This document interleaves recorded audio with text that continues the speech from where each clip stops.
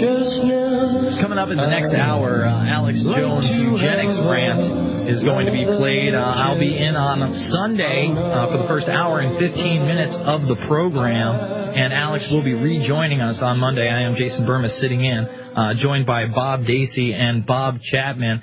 And a lot of people missed this. I hadn't seen any articles on it. I haven't seen the video on YouTube. Kind of hard to find. We taped it off C-SPAN. But in Nancy Pelosi's weekly address, she was asked about H.R. 1207 and auditing the Federal Reserve. Now, how does she respond? Well, she responds by saying, well, it sounds to me like the people want to know more secrets to the temple. And then she kind of chuckles to herself and says, secrets to the temple. It was required reading in my day. Then she babbles on for about 2 minutes, avoiding the question. She tries to go to another person. She then gets asked, well, what's your position on the bill? And then she claims, Mr. Chapman, that she doesn't know the specifics and she can't give a response.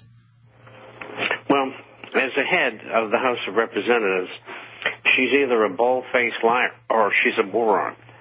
It may be a little bit of both. Yeah. Well, you know what? She's not a moron. She's very cunning. She's very smart. She's actually 69 years old, which I didn't realize. She looks pretty good for a 69-year-old. It's the multiple facelifts. It must be the multiple facelifts. But my contention is this is a woman who is very politically savvy, almost predatorial. She's somebody who was the lead Democrat in the initial congressional investigation into 9/11. She's the person that brought us, no, we're not going to bring the Bush administration up on war crimes, and no, impeachment is off the table. So to me, this woman is a political player who wants to get as high in the ranks as she possibly can on behalf of her masters in the elite ruling class. Exactly.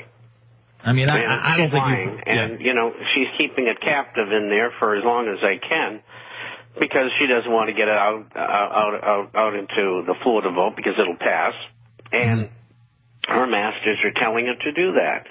And you have that retrobit, Barney Frank, who's the head of the committee, who's holding it in there, and he's a disgusting creature.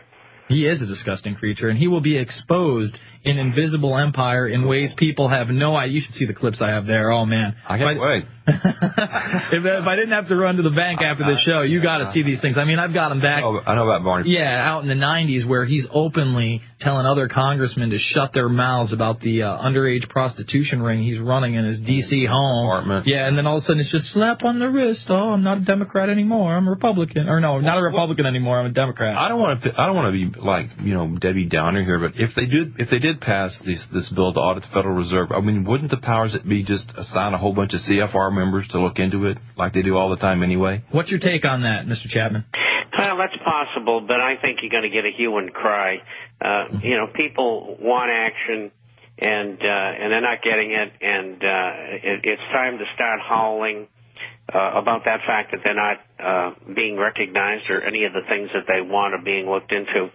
Well, at the very least, I think that we want this hearing on the floor so, people like us in the alternative media can at least tape that and then put it into a film and let millions and millions and millions of people see what actually happened and was kept away from them by both the government and the mainstream media, and having an impact that way.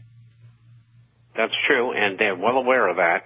And, we've got half the people in America now looking at the alternative media. And as you've seen from the drop in advertising and the terrible problems the media is having, both print as well as radio and TV, we're gaining ground every single day on them because we're spewing out the truth. And really, that's what the people want. There are people who don't want the truth because they just don't want to face it. And that's probably half the population. But if we can get half the people to understand what's going on, we can bring some fierce heat on them. If we can get a quarter of the people to understand what's going on and then take action after that, we've got a real shot at winning. Alex Jones coming up in the next segment. I'm Jason Burma sitting in. Thank you, Bob Dacey. Thank you, Bob Chapman. All the latest and greatest over at Infowars.com and PrisonPlanet.tv.